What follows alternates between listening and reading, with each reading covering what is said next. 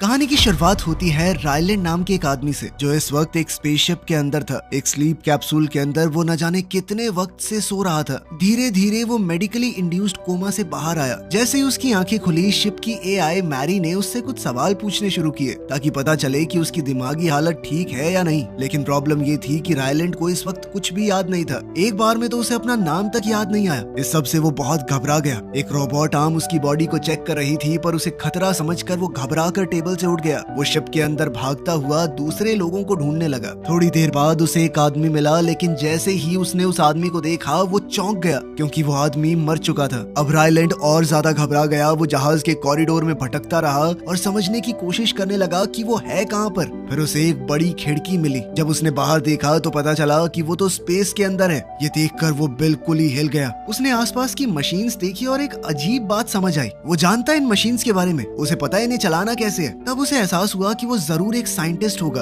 अगले कमरे ने उसे और भी ज्यादा इमोशनल कर दिया। वहाँ बड़ी बड़ी स्क्रीन्स पर धरती के सुंदर नजारों की वीडियोस चल रही थी। उन वीडियोस ने उसे याद दिलाया कि वो कितनी दूर आ चुका है। उसने साफ कपड़े पहने। तब जहाज की एआई मैरी ने उससे कहा कि अपनी डेली डायरी रिकॉर्ड किया करो, इससे तुम्हारी दिमागी हालत काफी अच्छी रहेगी। लेकिन रायलैंड ने कहा कि मेरी कैप्टन से बात करवाओ। तब मैरी ने बताया कि उसके अलावा क्रू का कोई भी मेंबर जिंदा नहीं बचा, सिर्फ वही अकेला बच पाया है। ये सुनकर रायलैंड ने मैरी से कहा कि शिप को वापस ले चलो, मुझे नहीं जाना जहाँ भी जा रही है ये। लेकिन मैरी ने कहा कि ये कमांड सिस्टम में नहीं है। फिर रायलैंड ने एक स्क्रीन पर सूरज को देखा। उसने सोचा कि वो अभी भी सोलर सिस्टम में है, इसीलिए उसने अर्थ पर मैसेज भेजने की बात की। मैरी ने बताया कि मैसेज पहुंचने में लगभग 12 साल लगेंगे। ये सुनकर वो परेशान हो गया। उसने स्टार मैप चेक किया और समझा कि वो स्टार जो उसे दिख रहा है वो सन नहीं है, ये तो कोई और ही तारा है। उसने फ्यूल लेवल चेक किया और कुछ कैलकुलेशंस की। सारे नंबर देखकर उसे समझ आया कि वो धरती से 113 लाइट ईयर्स दूर है। मतलब घर जाने में तो बहुत टाइम लगेगा। ये समझकर वो बिल्कुल टूट गया।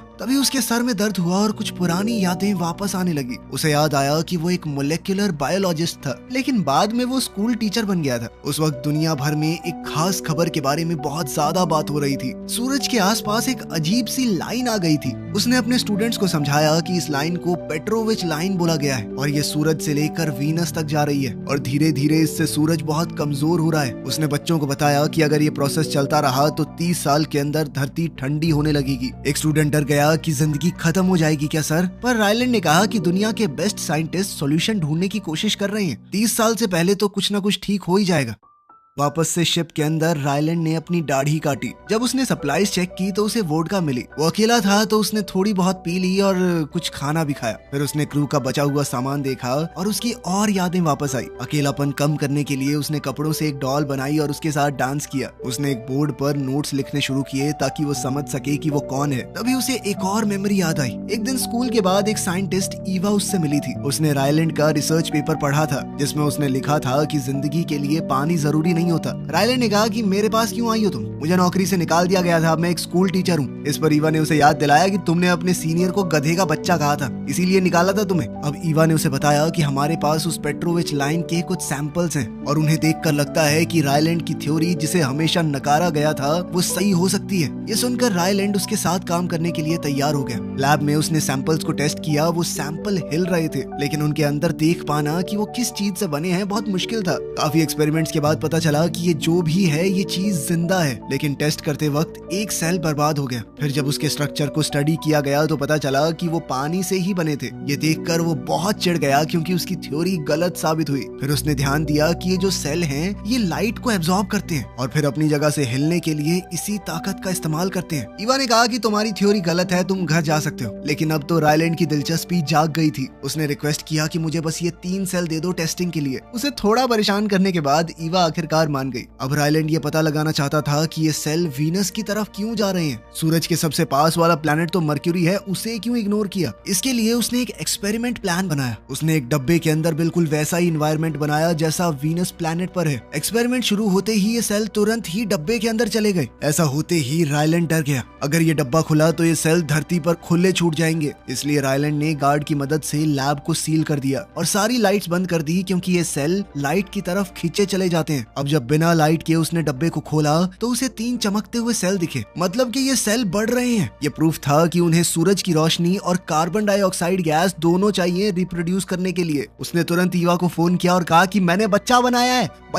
है मैंने। बाद में मिलिट्री उसे जेट से एक एयरक्राफ्ट कैरियर में ले गई। इतनी तेज उड़ने की हमारे भैया को आदत नहीं थी तो वो नींद की दवाई लेकर सो गया और कैरियर पर पहुंचते ही उसने कई बार उल्टियां मारी। इसके बाद ईवा ने उसे दुनिया के सबसे बड़े साइंटिस्टों से मिलवाया। बाकी सबने भी उसके किए हुए एक्सपेरिमेंट को दोहराया और बिल्कुल सेम रिजल्ट मिला। उन सेल्स का नाम अब रखा गया एस्ट्रोफेज। लेकिन अभी भी सूरज के कमजोर होने का खतरा मंडरा रहा था। साइंटिस्टों ने फैसला किया कि उन्हें 2 मिलियन किलो एस्ट्रोफेज बनाना पड़ेगा। रायलैंड ने कंफ्यूज होकर कहा कि हम क्यों इनकी तादाद बढ़ा रहे हैं। तब ईवा ने उसे प्रोजेक्ट हेल मैरी का सीक्रेट बताया। दरअसल सिर्फ हमारा सूरज नहीं बल्कि दुनिया के बहुत सारे तारे डिम हो रहे हैं। सिर्फ एक तारा सेफ है जिसका नाम है टाउ सेटी, जो धरती से 11.9 लाइट ईयर्स दूर है। प्लान ये था कि एक स्पेसक्राफ्ट टाउ सेटी भेजा जाएगा ताकि पता तो चले कि उस तारे को कुछ क्यों नहीं हो रहा। इंसानों की बनाई हुई कोई भी स्पेसशिप कभी इतनी दूर नहीं गई, लेकिन ऐसा नहीं है कि हम ऐसा स्पेसक्राफ्ट बना नहीं सकते। बात यह है कि उसे चलाएंगे कैसे। अब तक ऐसा फ्यूल ही नहीं था हमारे पास, लेकिन अब जो ये एस्ट्रोफेज नाम के सेल्स उन्हें मिले हैं, ये बड़ी आसानी से वो फ्यूल बन सकते हैं जो उन्हें वहां तक ले जाएंगे। लेकिन रायलैंड ने बताया कि हमें बहुत ध्यान से इस्तेमाल करना पड़ेगा इसका। ये इतने ज्यादा ताकतवर हैं कि इसके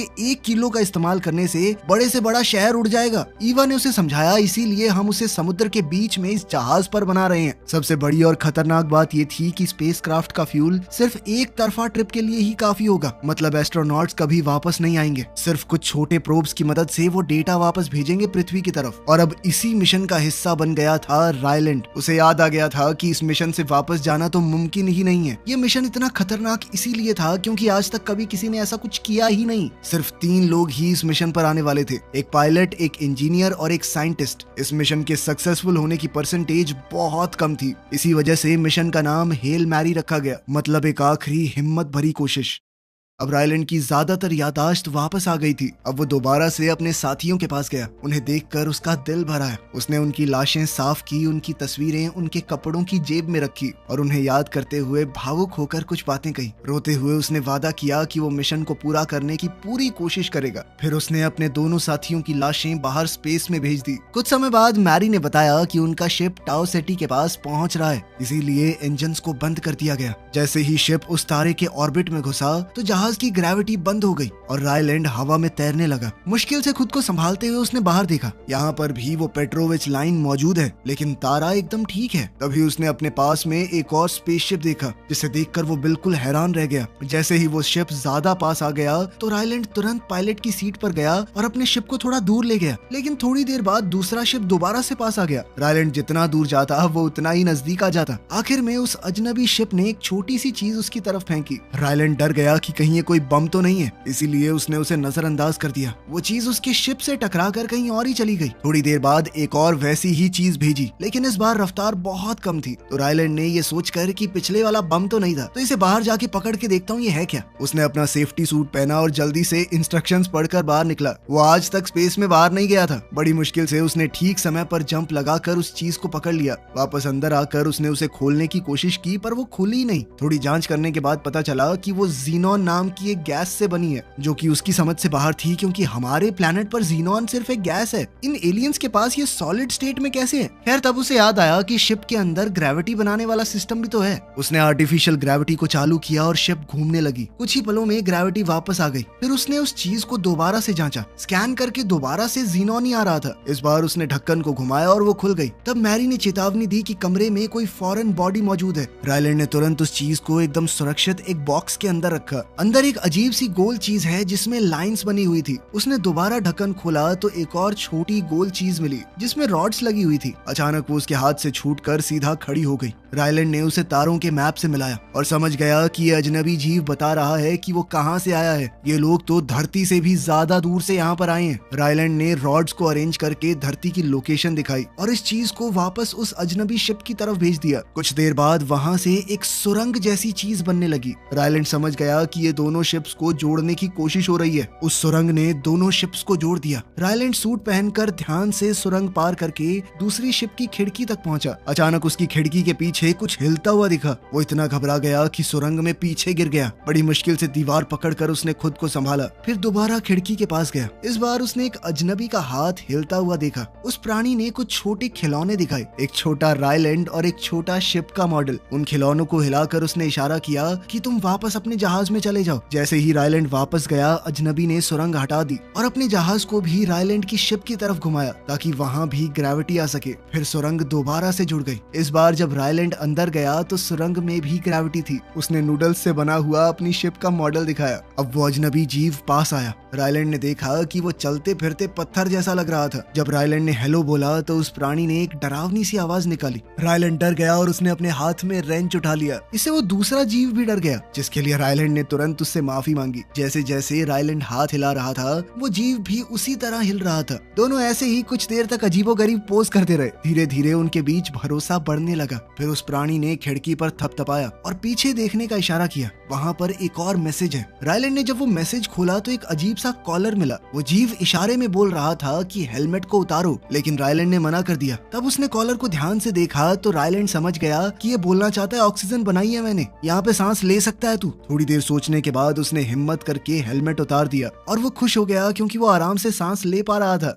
बाद में उसने पहले वाले मैसेज को दोबारा देखा और समझा कि उसने पेट्रोविच लाइन दिखाई थी, मतलब वो एलियन भी यहाँ पर इसी प्रॉब्लम का आंसर ढूंढने आया है। रायलैंड सुरंग में वापस गया और इशारा किया कि दोनों मिलकर काम कर सकते हैं, लेकिन पहले उन्हें आपस में बात करना सीखना होगा। उसने सोचा कि मैथ्स तो यूनिवर्सल है, वो हर जगह एक जैसा होता है, इसीलिए उसने नापने वाली टेप दिखाई। लेकिन वो जीव तो उसके साथ खिलौने की तरह खेलने लगा। फिर उसने घड़ी दिखाई, लेकिन तब भी कुछ समझ नहीं आया। तब रायलैंड ने देखा कि उस अजनबी जहाज में अंधेरा है और इस जीव का कोई चेहरा नहीं है। उसने अंदाजा लगाया कि ये जीव अंधा हो सकता है ये आवाज के गूंजने से रास्ता समझता हो। रायलैंड ने उस जीव का नाम रॉकी रखा। फिर वो अपने शिप में गया और घड़ी को बदला ताकि उसके नंबर ऊपर उभर आए। जब उसने उस जीव को दिखाया जिसका नाम अब उसने रॉकी सोचा था, तो रॉकी ने नंबर्स महसूस किए और खुशी से छोटा सा डांस करने लगा। रायलैंड ने उसे थम्स अप सिखाने की कोशिश की, लेकिन रॉकी के हाथ की बनावट अलग थी, इसीलिए वो हमेशा थम्स डाउन करता था। थोड़ी देर बाद रॉकी एक और चीज लेकर आया जिसमें घूमने वाला निशान है। रायलैंड समझ गया कि ये उनकी घड़ी है। फिर रायलैंड अपना लैपटॉप और माइक लेकर सुरंग में आया। उसने हर नंबर की तरफ इशारा किया और रॉकी की आवाज रिकॉर्ड की।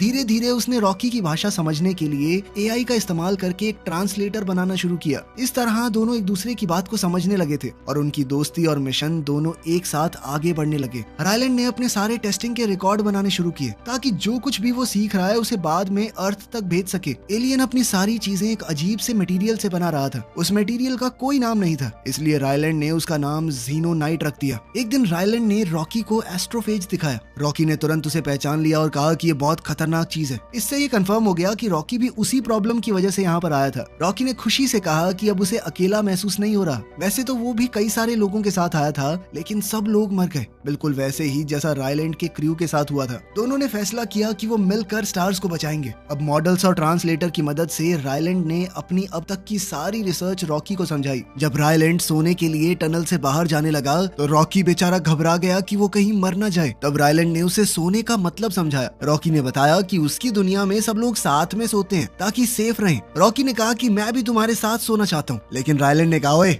ऐसे नहीं बोलते, गंदी बात लगती है ये। लेकिन तब जाकर रॉकी ने बताया कि मैंने अपने पूरे क्रू को सोते हुए देखा था, लेकिन वो कभी उठे ही नहीं। तब रायलैंड उसकी बात समझकर मान गया। उसने बेड जैसी जगह बनाई और दोनों खिड़की के पास साथ में सो गए। एक फ्लैशबैक में ईवा ने रायलैंड को 3 एस्ट्रोनॉट से मिलवाया जो इस मिशन के लिए चुने गए थे। अभी इस टीम में रायलैंड नहीं था। उन्होंने रायलैंड से कहा कि शिप में ऐसा सिस्टम होना चाहिए जिससे मिशन पूरा होने के बाद सेल्फ डिस्ट्रक्शन ऑन हो जाए, क्योंकि वो भूख प्यास से धीरे धीरे नहीं मरना चाहते। रायलैंड ने उन्हें इंजन का डेमो दिखाया। एस्ट्रोफेज इंजन इतना पावरफुल था कि कुछ ही सेकंडों में उसने 1 टन मेटल को पिघला दिया। आज के दिन रायलैंड अपनी यादों को समझने की कोशिश कर रहा था। तभी उसने एक आवाज सुनी। जब उसने दरवाजा खोला तो देखा कि रॉकी एक छोटा प्रेशराइज्ड बबल सूट पहनकर उसके शिप में आ गया था। रॉकी इंसानों की बनाई टेक्नोलॉजी देखकर इंप्रेस हुआ, लेकिन उसने रायलैंड से कहा कि गंद बहुत फैलाता है तू, गंदा इंसान। रायलैंड ने कहा कि दोनों को अलग अलग अपने अपने शिप्स में काम करना चाहिए। उसने कहा कि मैं यहीं पे एक कमरा बना लेता हूँ, दोनों साथ में काम करेंगे यार, जल्दी हो जाएगा। रॉकी रायलैंड की बात मानता नहीं था। फिर ये भी बात है कि कुत्ता थोड़ी एलियन है, वो भी हमसे एडवांस। रॉकी के खाना खाने का तरीका भी उसे बहुत अजीब लगा। रॉकी दीवार के आर पार देख सकता था और उसकी सुनने की ताकत बहुत तेज थी, इसीलिए रायलैंड को बिल्कुल भी प्राइवेसी नहीं मिल रही थी। खैर, शिप्स की टेक्नोलॉजी के बारे में बात करते हुए रायलैंड को पता चला कि रॉकी की प्रजाति रेडिएशन के बारे में कुछ नहीं जानती। रायलैंड ने उसे समझाया कि रेडिएशन की वजह से ही तुम्हारे क्रू की मौत हुई है। रॉकी बच गया क्योंकि उसकी वर्कशॉप एस्ट्रोफेज के पास थी और एस्ट्रोफेज रेडिएशन से बचाता है। तो उन्होंने फैसला किया कि उन्हें इस सूरज के आसपास वाले एस्ट्रोफेज के सैंपल चाहिए कि कहीं ये अलग तो नहीं। रायलैंड ने शिप्स अलग किए और अपने जहाज को नजदीक के प्लैनेट की तरफ ले गया। सफर 11 दिन तक चला। इस दौरान रायलैंड ने रॉकी को अर्थ की रिकॉर्डिंग्स दिखाई। रॉकी ने बताया कि मुझे अपना साथी याद आ रहा है, मतलब एक तरह से उसकी बीवी जिसके साथ वो 186 साल तक रहा। ये बात रायलैंड को बड़ी अजीब लगी। पता चला कि रॉकी की प्रजाति 300 से ज्यादा साल तक जीती है। तभी अचानक रायलैंड को एक और फ्लैशबैक दिखा। वो शिप के बार में टीम के साथ था। पार्टी में उसका कुछ खास मन नहीं लग रहा था तो वो बाहर निकल गया। बाहर उसे ईवा मिली। रायलैंड ने कहा कि सब लोग इतने खुश कैसे हो सकते हैं, सबको पता है कि ये 3 एस्ट्रोनॉट्स मरने वाले हैं, वापस नहीं आएंगे। ईवा ने समझाया कि इसे ही भाईचारा कहते हैं, ये उनकी मुश्किल काम करने में मदद करती है। फिर दोनों वापस बार में गए और ईवा ने गाना गाना शुरू कर दिया। अब वर्तमान समय में शिप प्लैनेट तक पहुंच गई थी। प्लैनेट के रंग देखकर रायलैंड हैरान रह गया। उसने स्पेस वॉक किया और एक मशीन से लाइट एक्टिवेट की। उस लाइट की तरफ हजारों एस्ट्रोफेज आ गए और एक खूबसूरत चमक बन गई। दोनों ने मिलकर उस प्लैनेट का नाम एड्रियन रखा। सैंपल्स लेकर टेस्ट किए गए तो उन्हें पता चला कि जितने एस्ट्रोफेज प्लैनेट पर आ रहे हैं उतने वापस नहीं जा रहे। ये बड़ी अजीब बात थी क्योंकि वो तो वहाँ पर रिप्रोड्यूस करने आते थे। एक और टेस्ट से पता चला कि एस्ट्रोफेज के साथ साथ एक खास तरह का बैक्टीरिया भी मौजूद है वहाँ पे। इसका मतलब है कि एड्रियन प्लैनेट पर जिंदगी है। ये सुनते ही रॉकी ने कहा कि जरूर इस प्लैनेट पर कोई ऐसा जीव है जो एस्ट्रोफेज को मार रहा है, बिल्कुल किसी शिकारी की तरह। इसी वजह से एस्ट्रोफेज कंट्रोल में है और इतना ताकतवर नहीं बन पा रहा कि सूरज को कोई डैमेज कर पाए। अगर एस्ट्रोफेज खाने वाले इस बैक्टीरिया को हम अपने प्लैनेट पर ले जाएं तो हम अपने सूरजों को भी बचा सकते हैं। अब दोनों ने सोचा कि ये बैक्टीरिया जरूर बादलों में होंगे जहाँ पर एस्ट्रोफेज रिप्रोड्यूस करता है, लेकिन उनका ये जहाज एटमॉस्फेयर के अंदर जाने के लिए डिजाइन नहीं था। रॉकी ने कहा कि हम एक लंबी चेन बना देते हैं जिसे लटकाकर हम सैंपल कलेक्ट कर लेंगे। जिस पर रायलैंड ने कहा कि ये बिल्कुल मछली पकड़ने जैसा है। लेकिन दिक्कत ये थी कि रायलैंड जहाज का साइंटिस्ट था, पायलट नहीं। उसको ज्यादा एक्सपीरियंस नहीं था जहाज उड़ाने का, इसीलिए उसने पूरी प्रैक्टिस की ताकि शिप ज्यादा एटमॉस्फेयर में न चला जाए, क्योंकि फिर वो प्लैनेट के अंदर खींचे चले जाएंगे। प्रैक्टिस के दौरान रॉकी अर्थ के लिए वीडियोस बनाता रहता। उसे लग रहा था कि पृथ्वी पर लोग उसे लाइव देख रहे हैं। रायलैंड ने बताया कि भाई ये लाइव नहीं है, लास्ट में एक प्रोब भेजेंगे, उसमें ये सारी इंफॉर्मेशन होगी, वो जाएगा पृथ्वी तक। ये सुनकर रॉकी ने कहा कि तू खुद जा तो रहा है, ले जाइयो ना। इस पर रायलैंड ने भारी मन से कहा कि भाई मैं नहीं जा सकता वापस, यहीं मर जाऊंगा मैं, इतना फ्यूल ही नहीं है मेरे पास वापस जाने का। ये सुनकर रॉकी बहुत मायूस हो गया। उसने अकेले में जाकर कुछ कैलकुलेशंस की और बाद में वो रायलैंड के सामने आया और धीरे से कहा कि नहीं मरेगा तू, मैं तुझे फ्यूल दूंगा, मेरे पास इतना फ्यूल है, मैं थोड़ा धीरे चला जाऊंगा, 4 साल ज्यादा लगेंगे मुझे, लेकिन तू वापस जाएगा। अपने इस अनजान दोस्त की बात सुनकर रायलैंड बहुत इमोशनल हो गया। उसने रॉकी के बबल सूट को हग किया।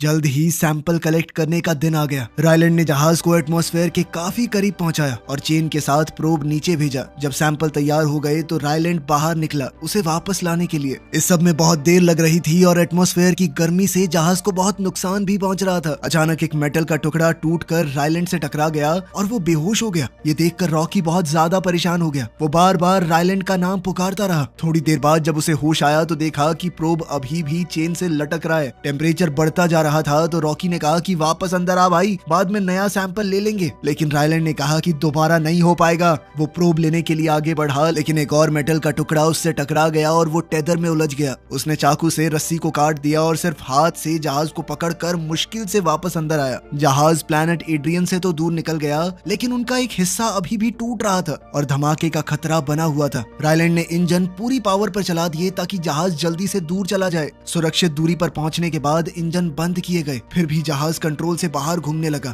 रायलैंड ने चेक किया तो पता चला कि फ्यूल टैंक में छेद हो गया है और 2 कंटेनर से फ्यूल लीक हो रहा था। सिचुएशन खतरनाक थी, इसीलिए उन्हें उन फ्यूल कंटेनर्स को अलग करना पड़ा ताकि शिप बच सके और मिशन जारी रह सके। अब जहाज बहुत जोर से हिल रहा था, इतनी स्पीड में बटन दबाना मुश्किल हो रहा था, लेकिन रायलैंड ने हिम्मत नहीं छोड़ी। उसने कोशिश करके दोनों फ्यूल कंटेनर्स अलग कर दिए। जैसे ही वो अलग हुए, शिप फिर से सीधा चलने लगा, लेकिन अचानक आए झटके की वजह से रायलैंड और रॉकी दोनों बेहोश हो गए। थोड़ी देर बाद रायलैंड को होश आया। उसने घूमती हुई ग्रेविटी बनाने वाली मशीन चालू करने वाला बटन दबाने की कोशिश की ताकि शिप को अंदर से चलाना आसान हो जाए, लेकिन उसकी ताकत खत्म हो गई थी। वो फिर से बेहोश हो गया। रॉकी भी होश में आया। उसने रायलैंड से बात करने की कोशिश की, लेकिन ट्रांसलेटर काम नहीं कर रहा था। रॉकी बहुत घबरा गया। मजबूरी में वो अपने सेफ्टी बबल से बाहर निकला। बाहर का माहौल उसके शरीर को दर्द दे रहा था, फिर भी उसने खुद जाकर बटन दबाए। फिर रॉकी ने बहुत मुश्किल से रायलैंड को फर्स्ट एड रूम तक पहुंचाया, जहां मौजूद मशीनी रोबोट रायलैंड का इलाज करने लगे। इतना सब करने के बाद रॉकी बेचारा खुद बेहोश हो गया। काफी समय बाद रायलैंड को होश आया। उसने फ्लोर पर कुछ निशान देखे जो रॉकी के खून जैसे लग रहे थे। उन निशानों को फॉलो करते हुए वो आगे बढ़ा। थोड़ी देर बाद उसे सुकून मिला, क्योंकि रॉकी अपने सेफ्टी बबल में वापस आ गया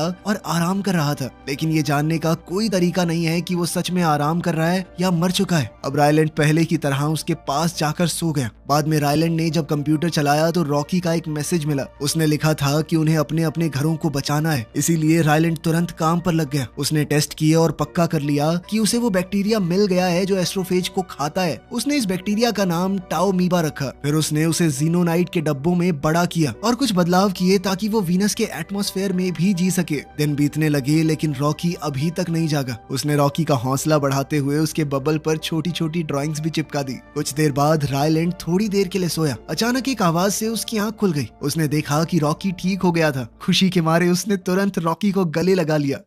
अब दोनों ने मिलकर चेक किया कि वो बैक्टीरिया कितना हो गया है। अब वो बैक्टीरिया काफी मात्रा में तैयार हो चुका था। इसका मतलब है कि वो घर वापस जा सकते हैं। दोनों ने खुशी मनाई और आसमान में रंग बिरंगे पटाखे फूटते हुए देखे। रॉकी ने अपने हाथों और पैरों पर जीनोनाइट लगाकर एक खास तरह के कपड़े पहने और बताया कि खास मौकों पर हम यही पहनते हैं। रायलैंड ने कागज की टोपियां बनाई। साथ ही उसने रॉकी को इंसानों के ज्ञान से भरा हुआ एक लैपटॉप दिया और साथ में यादगार के तौर पर एक स्पॉन्जी बॉल भी। रॉकी को बुरा लगा कि उसके पास देने के लिए कुछ नहीं है। तब रायलैंड ने कहा कि गिफ्ट के तौर पर तुम मुझे अपनी शिप दिखा सकते हो। जब दोनों शिप दोबारा जुड़ गए तो रायलैंड ने जीनोनाइट से बना हुआ सूट पहना। रॉकी ने उसे अपने शिप का टूर करवाया। उनका जबरदस्त टेक देखकर रायलैंड हैरान हो गया। इस दौरान उसकी पुरानी याद फिर से वापस आई। उनका मिशन लॉन्च होने से बस 3 दिन पहले रायलैंड और एवा बात कर रहे थे। तभी अचानक से लैब में धमाका हो गया और बिल्डिंग में आग लग गई। पता चला कि लैब में वो धमाका एस्ट्रोफेज को संभालते वक्त हुई गलती की वजह से हुआ था। इस हादसे में वो साइंटिस्ट एस्ट्रोनॉट मारा गया जो इस मिशन पर जाने वाला था। नया साइंटिस्ट तैयार करने का समय नहीं था, इसीलिए ईवा ने रायलैंड से मिशन पर जाने को कहा, लेकिन रायलैंड ने मना कर दिया। दोनों के बीच में बहस हुई। ईवा ने याद दिलाया कि तुम्हारे पास खोने को कुछ नहीं है, परफेक्ट कैंडिडेट हो तुम, ना परिवार ना गहरे दोस्त, तुम्हारा तो कोई पालतू कुत्ता तक नहीं है। उसने रायलैंड से कहा कि 3 घंटे ले लो और सोचो इस बारे में। 3 घंटे पूरे होने के बाद रायलैंड ने एवा से कहा कि वो अभी भी मिशन पर नहीं जाना चाहता। एवा ने उसे समझाया कि सबकी भलाई के लिए जरूरी है। मान लिया कि स्पेस में तुम मरोगे, लेकिन अगर ये मिशन पूरा नहीं हुआ तो यहाँ पर सब लोग मरेंगे। जितने बच्चे तुमने पढ़ाए हैं, मासूम लोग, औरतें, बूढ़े, जवान, सब मरेंगे।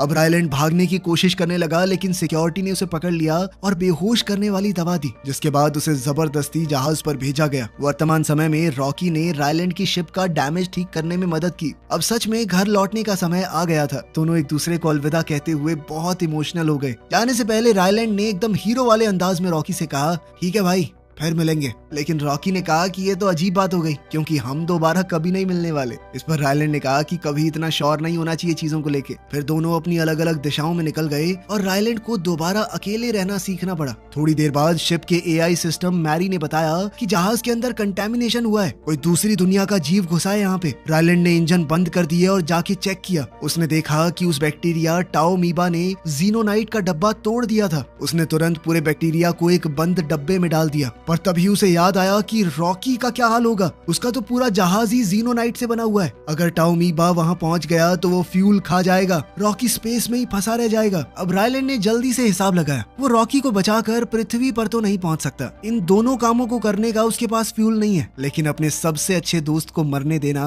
उसे मंजूर नहीं था। इसीलिए उसने अपनी सारी रिसर्च और टाओमीबा का बहुत सारा स्पेसिमेन एक प्रोब में डालकर पृथ्वी की तरफ भेज दिया, बिल्कुल पहले के प्लान की तरह। इसके बाद उसने शिप का रास्ता बदल दिया और हिसाब लगाया कि रॉकी कहाँ पर होगा। कुछ दिन बाद उसे रॉकी की शिप मिल ही गई। रायलैंड बाहर निकला और स्पेस वॉक करके उसके पास गया। उसने जोर जोर से खिड़की पर हाथ मारा। रॉकी आया और उसे अंदर ले गया। कई सालों बाद वो प्रोब आखिरकार पृथ्वी पर पहुंच गया। ईवा ने रिकॉर्डिंग्स में रॉकी को देखा। अर्थ का टेम्परेचर काफी कम हो चुका था, लेकिन अब लोगों के पास अपने सूरज को बचाने का तरीका था। वहीं दूसरी ओर हम रॉकी के प्लैनेट को देखते हैं जो पहले ही बच चुका था रायलैंड की वजह से। एलियंस ने रायलैंड का धन्यवाद करते हुए उसके लिए पृथ्वी जैसी ही जगह बना दी थी। साथ ही उसने एलियंस की भाषा भी सीख ली थी और अब बिना ट्रांसलेटर के वो रॉकी से सीधी बात करता था। एक दिन रॉकी ने बताया कि साइंटिस्टों ने एक नया स्पेसशिप बना दिया है जिससे रायलैंड चाहे तो पृथ्वी वापस जा सकता है, लेकिन रायलैंड ने कहा कि मुझे सोचने के लिए थोड़ा वक्त चाहिए। इस पर रॉकी खुश होकर बोला कि भाई जितना चाहिए उतना टाइम ले। दरअसल रायलैंड वहीं रहकर अब एलियन बच्चों का टीचर बन चुका था। वीडियो पसंद आई तो लाइक कर देना, चैनल को सब्सक्राइब कर लेना। मिलते हैं अगली वीडियो में।